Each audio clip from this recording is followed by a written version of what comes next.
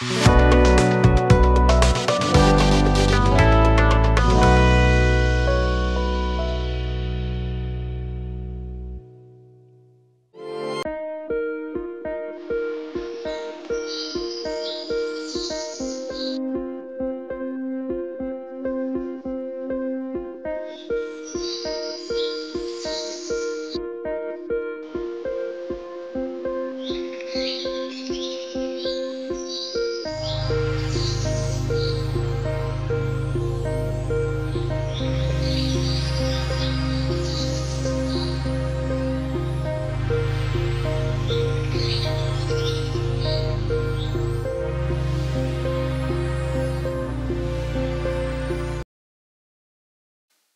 जीशु ख्रीष्ट अति बहुमूल्य नाम प्रभु को दास भाव में आपण मान संपर्क इंडिया द्वारा प्रस्तुत कार्यक्रम नुआ सकाल आशार आज अध्याय स्वागत करुच्ची। प्रभु प्रत्येक को बाहुल्य रूपे आशीर्वाद करंतु। आज प्रसंग है वास्तव में संभव कि गोटे प्रश्न आप वास्तव में संभव कि आज जो संवाद दौची तार चिंता करवा वास्तव में संभव कि प्रथम तिमोथी तार 6 पर्व तार 7 और 8 पद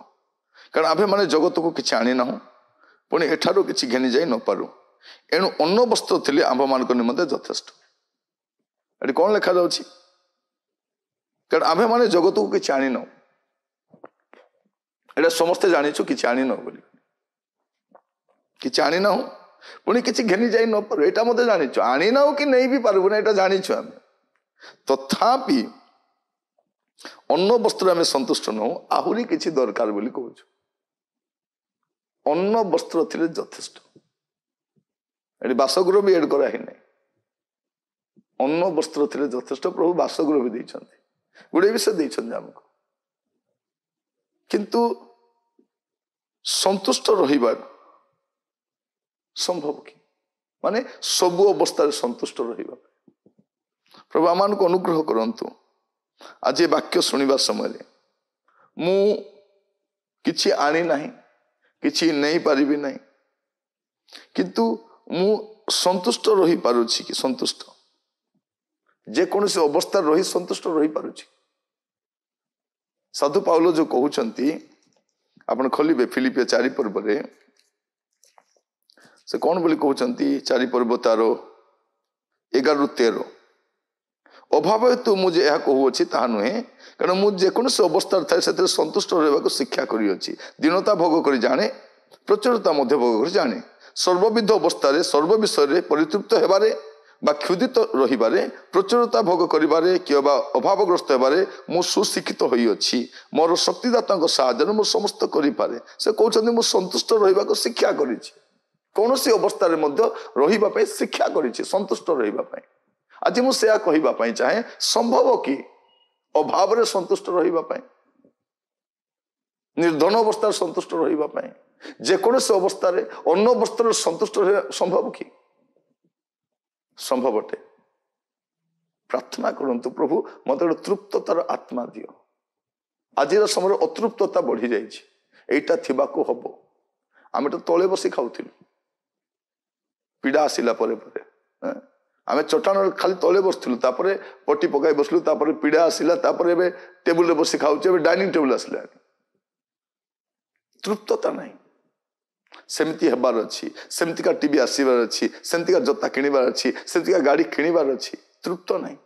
गाड़ी किणले तृप्त नहीं घर बांधिले तृप्त नहीं दरमा पाइले तृप्त नहीं प्रमोशन ले तृप्त नहीं। प्रिय भाई भौणी माने साधु पाउल कहला भलिया सबु अवस्था संतुष्ट रहिबा संभव कि प्रभु आमान को अनुग्रह करंतु या संभव अटे। साधु पाउल कहउछन मु शिक्षित होई अछि एटा संभव आपण को द्वारा मो द्वारा भी हेई पारिबो कारण शक्तिदाता आमान को भी शक्ति जगांती एई विषय सहाय्य करिबा। प्रिय भाई भौणी माने प्रभु आमान को अनुग्रह करंतु। आज एई वाक्य सुनिबा समय आपण आपना जीवन को समीक्षा करिबा पई प्रभु आमान को अनुग्रह करंतु। कौन लिखा जाउछि एवरी 13 पर्व 5 पद रे आचार व्यवहार रे धन लोभ शून्य हुओ तुम मानकर जहाँ किछि अछि सेतिरे संतुष्ट थाओ। कौन थाओ जहाँ अछि ने जहाँ किछि अछि सेतिरे संतुष्ट थाओ कारण से निजे कहि अछंती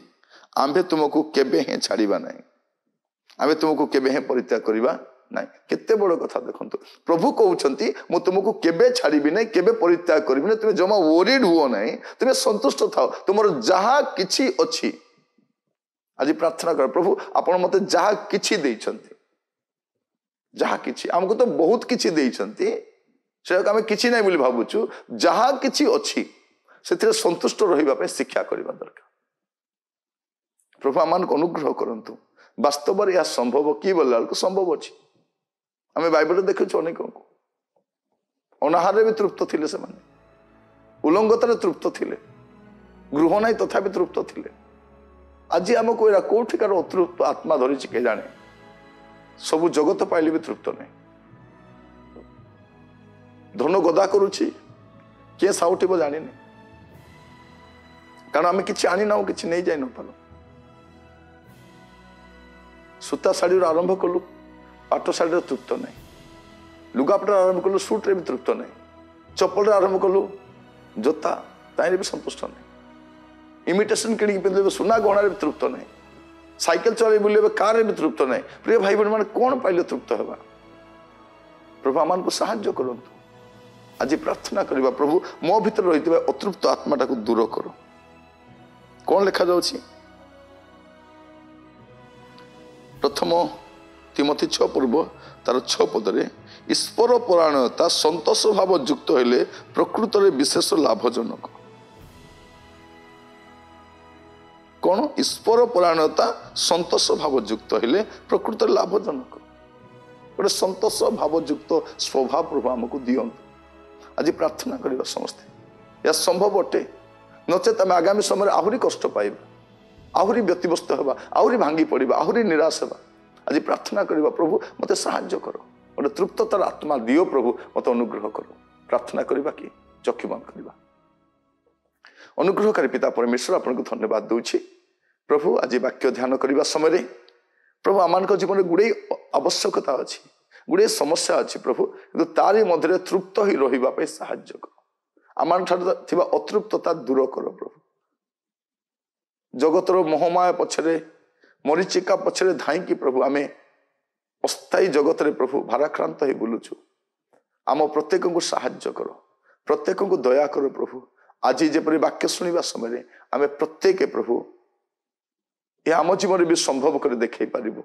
ଦିନ ଅବସ୍ଥାରେ ପ୍ରାଚୁର୍ଯ୍ୟତା ମଧ୍ୟ ସୁଦ୍ଧା ପ୍ରଭୁ ଆମେ ତୃପ୍ତ ହୋଇ ରହିପାରିବୁ ଏ ପ୍ରକାର ଅନୁଗ୍ରହ କର ପ୍ରାର୍ଥନା ଶୁଣିଥିବାରୁ ଧନ୍ୟବାଦ ଆଦର ମହିମା ଗୌରବ ଆପଣଙ୍କୁ ଦେଇ ପ୍ରାର୍ଥନା ମୋର ପ୍ରାଣର ପ୍ରିୟ ଯୀଶୁଙ୍କ ନାମରେ ମାଗିଲି ଆମେନ୍ ପ୍ରଭୁ ଆପଣମାନଙ୍କୁ ପ୍ରତ୍ୟେକଙ୍କୁ ବାହୁଲ୍ୟ ରୂପେ ଆଶୀର୍ବାଦ କରନ୍ତୁ ଆଜିର କାର୍ଯ୍ୟକ୍ରମ ଜଡ଼ିତ ହେଇଥିବାର ଧନ୍ୟବାଦ ଦିଏ ଆସନ୍ତାକାଲି ପୁଣି ଥରେ ନୂଆ ସକାଳର ନୂଆ ଅଧ୍ୟାୟରେ ଜଡ଼ିତ ହେବା ସେତେବେଳେ ପର୍ଯ୍ୟନ୍ତ ପ୍ରଭୁରେ ରୁହନ୍ତୁ ଖୁସି ରୁହନ୍ତୁ ନମସ୍କାର।